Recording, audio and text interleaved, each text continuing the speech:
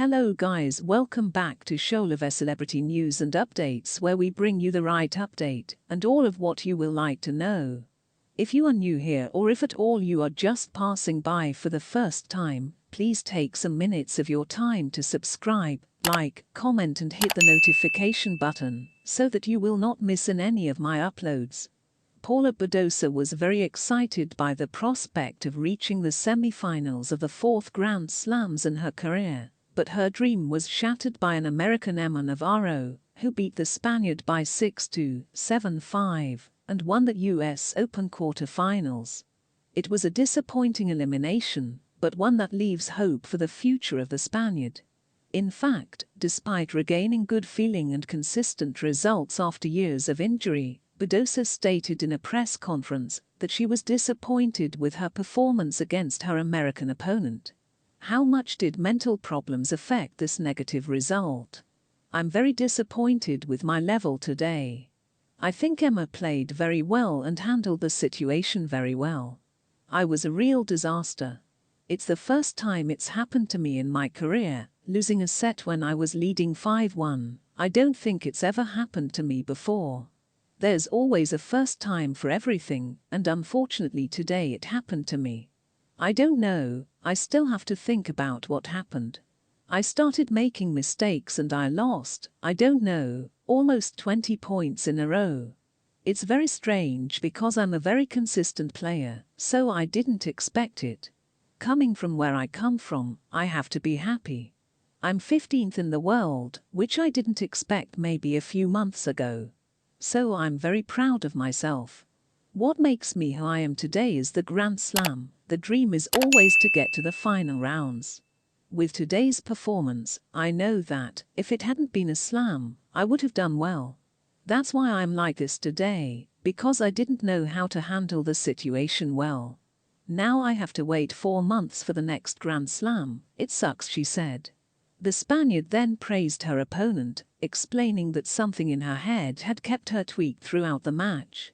In the morning I felt good, but as soon as I entered the court I felt strange. I think it wasn't the court, but rather the round, and seeing myself sometimes so close and at the same time so far away and with a good level, makes it difficult for the mind to stay focused on the present. My head was everywhere except there, in the present. It's something I've worked on and improved a lot, but it's also something that has hurt me a lot in my career.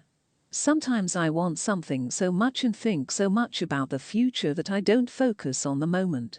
Today was a bit like that. Now I say it's a disaster, but when I started in Washington I would have signed all the results. I'm a very obsessive person, I think about things, and I don't like to make the same mistake twice.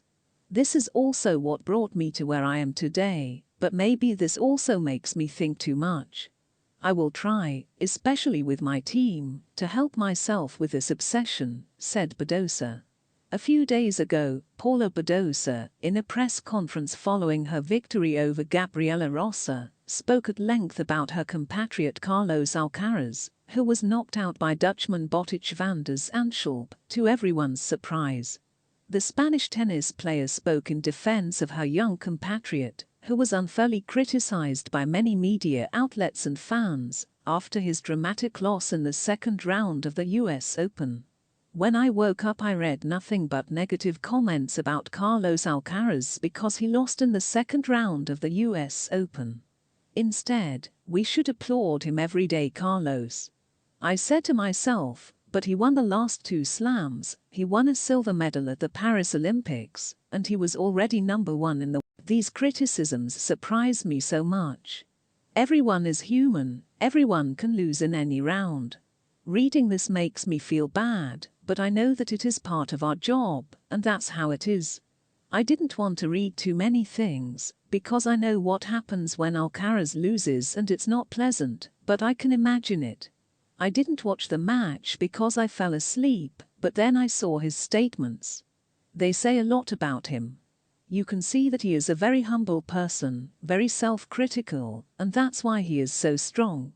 I think that in the end he did something so good and incredible in the tournaments this summer, that there could also be a sort of saturation, since at such a young age, it is very difficult to do what he did.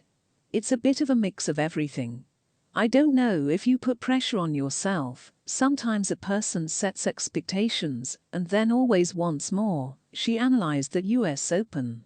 Thank you for watching to the end. If you have something to tell us about this video, leave your comment on the comment section below. Your comments matters a lot. Don't forget to subscribe, like this video and share. See you next time.